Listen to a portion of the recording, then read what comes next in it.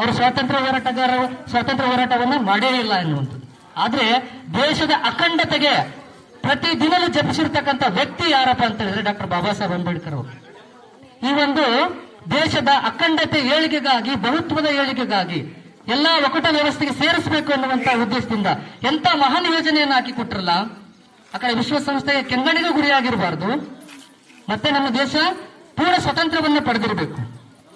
ಸ್ವಾತಂತ್ರ್ಯದ ಅನುಭವವನ್ನು ಪಡೆದಕ್ಕೆ ಕಾರಣಕರ್ತರಾಗಿರ್ತಕ್ಕಂಥ ಬಾಬಾ ಸಾಹೇಬ್ ಅಂಬೇಡ್ಕರ್ ಅನ್ನ ಮತ್ತೊಮ್ಮೆ ನೆನೆಯುತ್ತಾ, ಮತ್ತೊಮ್ಮೆ ಸರ್ದಾರ್ ವಲ್ಲಭಾಯ್ ಪಾಟೀಲ್ ರವರನ್ನ ನೆನೆಯುತ್ತಾ, ಈ ಭಾಗದ ಅನೇಕ ಹೋರಾಟಗಾರರನ್ನ ನೆನೆಯುತ್ತಾ, ಮತ್ತೊಮ್ಮೆ ಅವರೆಲ್ಲರನ್ನ ಮನಸ್ಸಿನಲ್ಲಿ ಸ್ಮರಿಸುತ್ತಾ, ಆತ್ಮ ವಿದ್ಯಾರ್ಥಿಗಳೇ, ಇವರೆಲ್ಲ ತ್ಯಾಗ ಬಲಿದಾನಗಳ ಪ್ರತೀಕವಾಗಿ ನಮಗೆ ಈ ಹೈದರಾಬಾದ್ ಕರ್ನಾಟಕದ ವಿಮೋಚನೆ ಭಾಗ್ಯ ಸಿಕ್ತು ಎನ್ನುವಂಥದ್ದು ನಮ್ಮ ದೇಶದ ಸ್ವತಂತ್ರ ಹೋರಾಟಕ್ಕಿಂತಲೂ ಸುವರ್ಣಾಕ್ಷರಗಳಲ್ಲಿ ಬರೆದಿಟ್ಟಿರುವಂತಹ ಒಂದು ಹೋರಾಟದ ಪ್ರಕ್ರಿಯೆ.